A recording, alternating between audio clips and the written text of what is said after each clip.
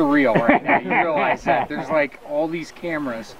Okay, so today we're out in an eastern Ohio stream. This is a stream that formerly held hellbenders but no longer does.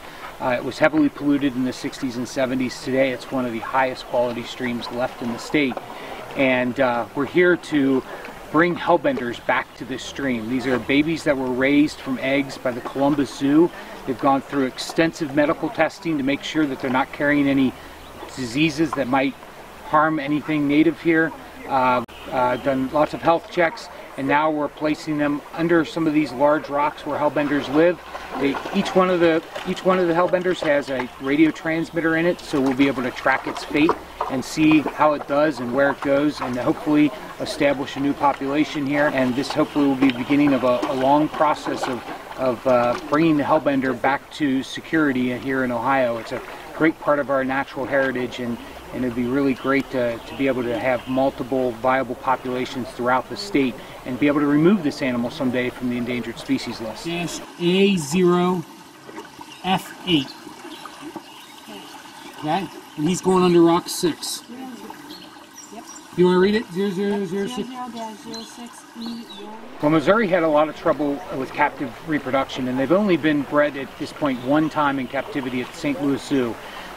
These eggs came from the wild. They were collected by the Oglebay Goods Zoo, and in partnership with the West Virginia DNR, some of the animals were transferred over to the Division of Wildlife, and the Columbus Zoo raised the animals for the last 4.5 years, and we've got them to a size where we think they're pretty safe from predation. They're large enough to hold a radio transmitter, so we can actually track their fate and see how they're doing. Cool.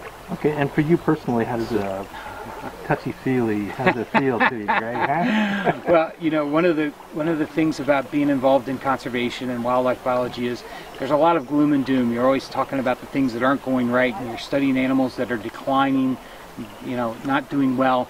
And it's great to have a program that where we're actually implementing solutions. We're actually moving forward and reversing this decline. We know the hellbender has declined about 82% in the state since the last survey of the mid-'80s. And if we don't do anything, we're going to watch this species disappear from Ohio. So this is a great feeling to be able to work with all these partners, the Division of Wildlife, the Columbus Zoo, the Soil and Water District, and actually implement a solution, start to bring this animal back and make sure that it remains part of our natural heritage here in Ohio. Cool. Okay.